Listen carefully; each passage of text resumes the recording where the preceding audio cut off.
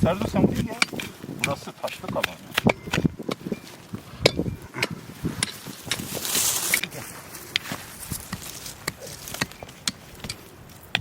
Serdu beyta. Ayta esma ica. Sen de ikici ol. Kazıklı ben alsam. Birer tane bırakıyoruz. Alma ya. Ben kazıp şey yapacağım. Sen kaz ben alsam. Ben kazıp bırakacağım. Ulan son yemesini biliyorsunuz. Ekmeği niye bilmiyorsunuz değil mi? Ekmeği niye Hayır beraber bilmiyorsunuz? olalım yani. Ay, Getir getir şundan vurayım. Bir de bak. Vurayım şundan. Yan abi. Ben alacağım yani. Çekmesinler. Bardağı tut. Nerede keselim? Ya 2-3 adım arayla. 2 adım atıp ekleyebilirsin. Bana ortara şöyle. Hani ortara. Ya yani ortara. Bence sen bir üste geç. Ben kendi kendime ekeyim. Bu da rahat. Onu da deneyimleriz.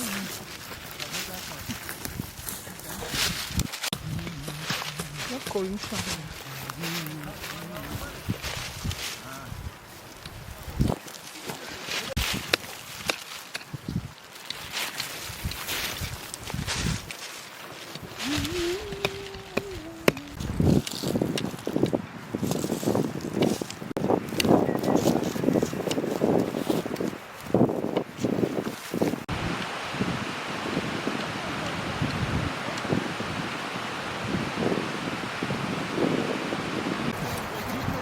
İnşallah Koçlar Baba sahip çıksın.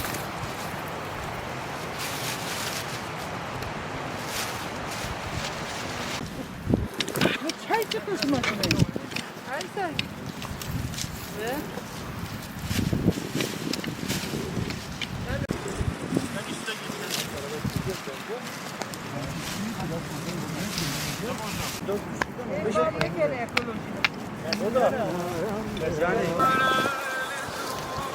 Her şeyi domuzlara atıyor.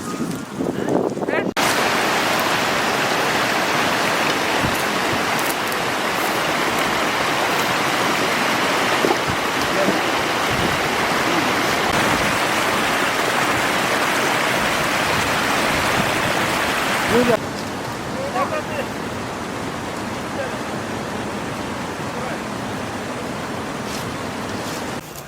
Malzeme yok. He. Bak şöyle yedi mi? Nerede?